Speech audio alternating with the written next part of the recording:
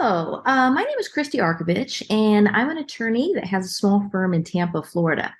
While we do a tremendous amount of student loan work over the past couple of decades and during the foreclosure crisis, we handled a lot of bankruptcies, a lot of foreclosure and mortgage-related matters. And I wanted to put something out there about cash or house rich, cash poor, because we're seeing that more and more, particularly with our older clients. And so what this means is we basically got someone who they have equity in a home. They've lived there for a number of years. But with the expenses going up and with inflation, folks are not really able to pay their monthly bills. We've also seen credit be denied for a lot of folks now, being much harder to get. Those that market conditions have restricted those who are able to transfer balances from one card to another, or get a small unsecured consumer loan, or even a home equity line. And even if they were able to do those things, the days of the 0% balance transfer or 2% refi are long gone.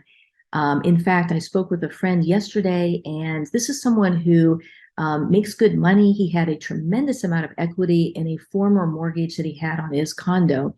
And by the way, it was only at 1 point something percent. It was an awesome rate.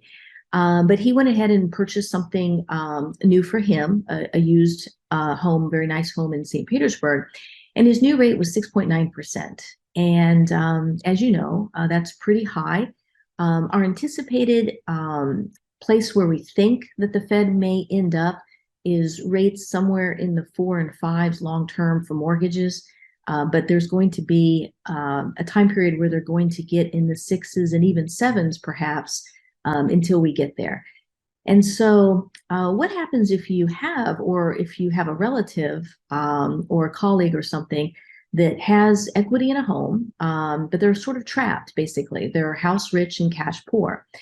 There are options, and some of those options are not really covered as much as I'd like to see them covered, and that's the purpose of this video.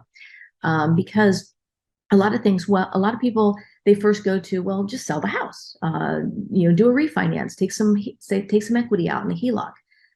But a lot of folks, if they don't have the income to pay their bills, they're probably not going to have the income to pay a HELOC, so no one's going to loan them that money. There usually has to be a minimum credit score. I think it's, let's see, it's 620. There has to be a debt to income ratio below 40%, and they have to have equity of at least 15%. But like I said, you have to have the income to support the new payment and be able to provide proof that you can indeed make that. So we're not seeing HELOCs be granted. And even if they are, you run the risk of losing the home if you can't make that payment. So it's a little bit risky. Selling the home and downsizing. Well, that means you might be giving up a very low rate in the 2s, 3s, somewhere in that neighborhood, for now a new mortgage of 6.9% or thereabouts. And that is not going to create any kind of buffer for that person's income to pay their bills. In fact, their new payment on a smaller home could be equal or even more than what it used to be. So that's not really a good solution. Another solution is reverse mortgages. But there's a lot of issues with reverse mortgages. The CFPB has a number of citations out there for folks that may be over-representing the product, misrepresenting what it actually means, misrepresenting the actual value of the home, and how payments have to be made in the interim on insurance and taxes.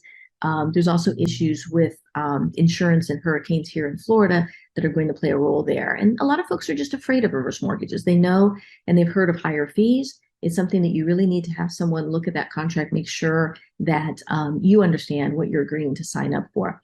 But if you're scared of reverse mortgages and don't want to fall into any of those possible traps, then that's not really a good option. So what other options are there?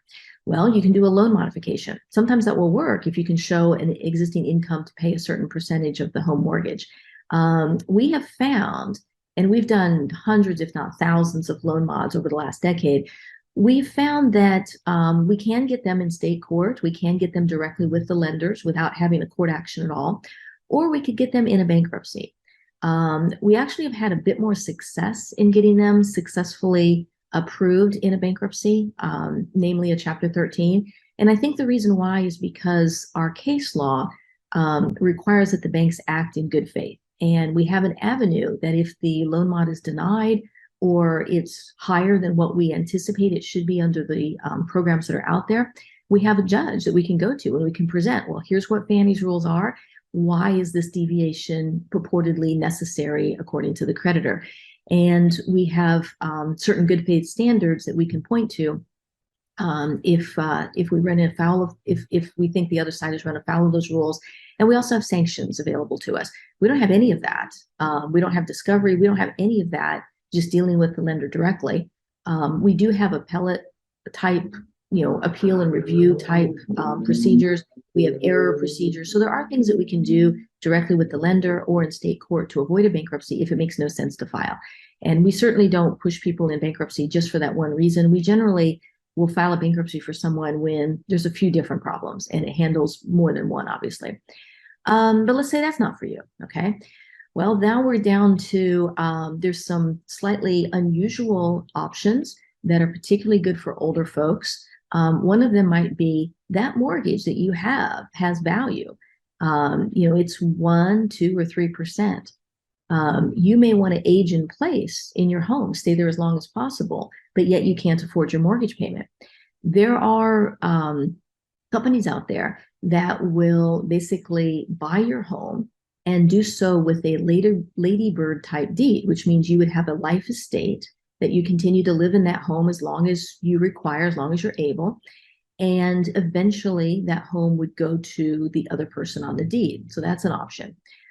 There's also trust provisions that can do the same thing. The property can be placed in a land trust, and that mortgage can continue to have payments made on it in a way that you can continue to remain on your home. The payments are made in a way that you don't have to worry about making them every month, but then eventually the home will go to this other party. Now, those issues, those solutions presented by special trusts or ladybird deeds, they're really not talked about a lot. I was looking today at Stetson University's College of Law puts out it's called Changing World of Retirement Planning. And here later this month, they have a course and it talks about, folks that are recently retired and some of the things that they should be worried about. Tax rates could possibly double. They talk about distribution planning, which pile you should take from first, maximizing Social Security, even long-term planning with respect to Medicaid spend down rules and things like that. But there's nothing in here about trying to age in place and how to keep a home even though you can't make the payments. So that's, I guess, where we come in. And so if you find that you have a situation like this, you might want to consider setting a consultation with us to go over some of these different options and see if any of them fit for you. Not all of them will, and maybe none of them will. But it's certainly worth a conversation. And if you're potentially faced with losing the home or having this outrageously crazy mortgage rate, it's something that a consultation is probably a good thing to do to make sure you know what your options are. So this way to reach us, if you need, is info@ChristieArkovich.com. That's info@ChristieArkovich.com. Please subscribe to our YouTube video here by hitting that subscribe button. It helps us offer this information for free just to help get the word out about different avenues, different things that folks can do.